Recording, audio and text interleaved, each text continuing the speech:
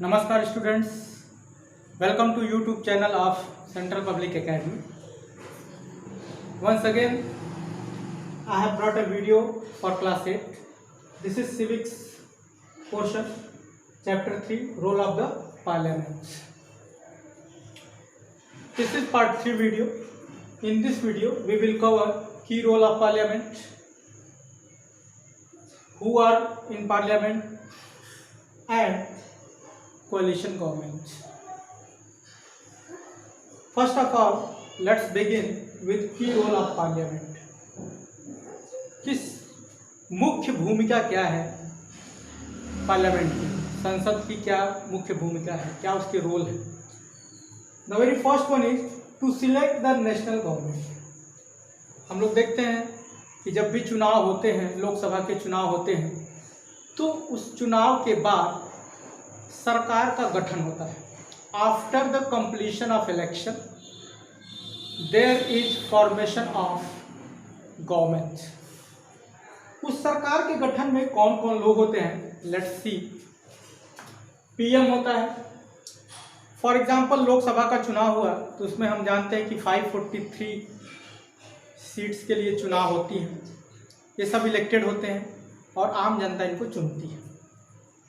इसी 543 में से पीएम होता है. पीएम कुछ अपने खास लोगों को विशेष मंत्रालय या पोर्टफोलियो उनको प्रोवाइड करता है, रेकमेंड करता है, और उनका एक मनोनयन होता है प्रेसिडेंट के द्वारा. इनको बोलते हैं कैबिनेट मिनिस्टर. प्रधानमंत्री के कुछ खास मंत्री जो होते हैं फिर उनको असिस्ट करने के लिए मिनिस्टर ऑफ स्टेट होते हैं और डेप्यूटी मिनिस्टर्स होते हैं. ये दोनों लोग कैबिनेट मिनिस्टर्स को असिस्ट करते हैं, उनको हेल्प करते हैं. वैसे मुख्य रोल कैबिनेट मिनिस्टर का ही होता है. जैसे मान लीजिए हेल्थ मिनिस्टर्स हैं, डिफेंस मिनिस्टर है, ये सब कैबिनेट मिनिस्टर्स में होते हैं. फिर उनके अलावा अगर हम ये देखा जाए, जिसको हम एग्जीक्यूटिव बोलते हैं, कार्यपालिका, सरकार के 3 अंग होते हैं. एग्जीक्यूटिव होता है, लेजिस्लेचर होता है और जुडिशरी होता है. तो जिसको हम एग्जीक्यूटिव बोलते हैं, कार्यपालिका, उसमें ये जितने भी ये मिनिस्टर्स हैं, जिसको हम काउंसिल ऑफ मिनिस्टर्स बोलते हैं, PM, cabinet minister, minister of state और डेप्यूटी मिनिस्टर, इन सबको मिला करके काउंसिल ऑफ मिनिस्टर्स बोलते हैं. अगर इसमें ऐड कर दे प्रेसिडेंट और सिविल सर्वेंट्स को, ये हो जाते हैं एग्जीक्यूटिव यानी कार्यपालिका, जो कि हो सकता है हम लोग नेक्स्ट चैप्टर में पढ़ेंगे. तो इस तरीके से ये सरकार का गठन होता है. तो एक पार्लियामेंट का एक बहुत बड़ा रोल सरकार के गठन में in the formation of government. Next, to control, guide and inform the government. Control करना यानी नियंत्रण करना. क्यों कंट्रोल करना? हम देखते हैं कि जब किसी के पास पावर ज़्यादा आ जाता है तो एरोगेंट हो जाता है या वो अपने पावर का मिसयूज करने लगता है. पावर का मिसयूज ना हो, इसी के लिए एक तरफ तो सरकार का गठन होता है, दूसरी तरफ विपक्ष का गठन होता है. विपक्ष जिसको हम बोलते हैं opposition, opposition party. For example इस समय अपोजिशन पार्टी में कांग्रेस पार्टी है, वो विरोधी दल है. तो क्या करेगी अपोजिशन पार्टी, जो उसका लीडर रहेगी, जो उसके एमपीज रहेंगे, वो इसी पार्लियामेंट में सरकार के पावर को कंट्रोल करेंगे. सरकार कौन से स्टेप्स लेती है, वो स्टेप्स सही है कि नहीं सही है, कौन सी पॉलिसी बनाती है, वो पॉलिसी जनता के लिए सही है कि नहीं सही है, ये सारी चीज़ों को कंट्रोल करते हैं. वो विरोध भी करते हैं, सरकार को गाइड भी करते हैं, मार्गदर्शन करते हैं. उनके सामने पोलाइटली किसी बात को रखते हैं कि no, this thing should be done in this manner so that people could get benefited from the policies. तो इस तरीके से गाइड भी करते हैं, इन्फॉर्म भी करते हैं, सरकार को सूचित करते हैं कि यहाँ पर ऐसा नहीं हुआ, या हमारे कॉन्स्टिट्यूएंसी में ऐसा नहीं हुआ, या देश की जनता जिस तरीके से बिहेव कर रही है, जिस तरीके से जिस दिशा में जा रही है वो सही नहीं है. एम्प्लॉयमेंट के ऊपर कर सकते हैं, किसी डेवलपमेंट के ऊपर कर सकते हैं, और भी बाकी चीज़ों पर भी वो अपना विरोध कर सकते हैं, कंट्रोल कर सकते हैं, या फिर सरकार को सूचित कर सकते हैं, इन्फॉर्म कर सकते हैं।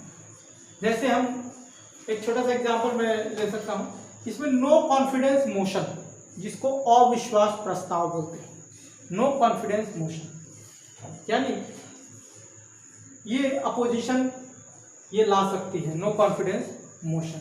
अगर उसको लगता है कि सरकार अब जो है कि चल नहीं पाएगी, सरकार गिर सकती है, या उसके पास जो पावर है वो, या विधायकों एमपीज का जो पावर है वो अब नहीं है, उसके बिखरने वाले हैं, इस केस में ये लाया जा सकता है no confidence motion. Third one is law making. हम जानते हैं कि पार्लियामेंट का जो अहम रोल होता है वो लॉ मेकिंग होता है, कानून निर्माण होता है। विधान कई सारे बनाए जाते हैं, कई सारे लेवल पर बनाए जाते हैं for the sake of common people. आम जनता के हितों को ध्यान में रखने के लिए सब पॉलिसी बनाई जाती है, कई सारे कानून बनाए जाते हैं। जैसे हम मनरेगा कहते हैं, ये भी एक प्रकार का कानून है जो कि पार्लियामेंट में ही बना हुआ है। अब हम देखेंगे कि कौन लोग हैं जो कि पार्लियामेंट में बैठते हैं। हम जानते हैं कि 543 जो सीट्स हैं लोकसभा में, इसके भी लोग बैठते हैं। इसके अलावा राज्यसभा के जो मेंबर्स हैं 245 मेंबर्स हैं, वो भी इसमें बैठते हैं। तो पार्लियामेंट में अगर हम देखें जो 543 सीट्स हैं लोकसभा की, तो उसमें इसको रिजर्वेशन भी इसको मिला हुआ है इतने सारे सीटों को।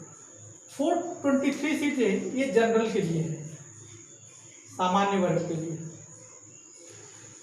79 seat SC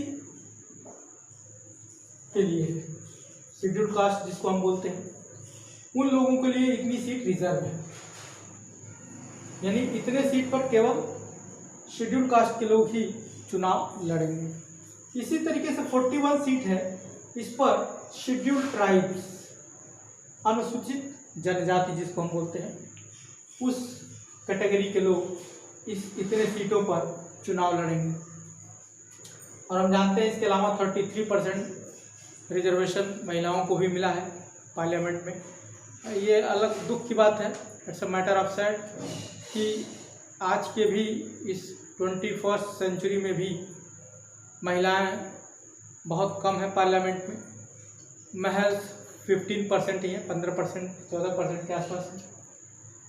students, now I am going to cover coalition government. Coalition government है क्या? तो कोalition गवर्नमेंट कहते हैं गठबंधन सरकार। गठबंधन होता क्या है? जब दो या दो से अधिक पार्टी, जो पॉलिटिकल पार्टीज होती हैं, वो यूनाइट हो जाती हैं। किस लिए? मेजॉरिटी को गेन करने के लिए, बहुमत प्राप्त करने के लिए इन द इलेक्शन। किस बात के लिए? टू फॉर्म द गवर्नमेंट, सरकार बनाने के लिए। तब उसको हम कहते हैं कोalition गवर्नमेंट। ये कोalition चुनाव के पहले भी हो सकता है या चुनाव के बाद भी हो सकता है, रिजल्ट आने के बाद। जैसे अभी हम लोगों ने देखा था 2019 के इलेक्शन में एक महागठबंधन जो हुआ था, हालांकि महागठबंधन हार गया, उसको कुछ हासिल नहीं हुआ, तो लेकिन एक चुनाव के पहले ही हुआ था। तो इस तरीके से ये कोalition गवर्नमेंट होता है। हालांकि इसमें बहुत कम चांसेस रहते हैं कि ये सरकार जो है कि ये रिलायबल होती है, क्योंकि बहुत सारे कारण होते हैं, सबके अपने अपने हित होते हैं और उन हितों से लोग जुड़े होते हैं, और कोई भी उसको जो है कि चाहता नहीं है कि हमारे हितों को नुकसान पहुंचे। इसलिए ये गवर्नमेंट, ऐसी गवर्नमेंट ज़्यादा चल नहीं पाती है। So I hope this video is very useful for you. Thank you.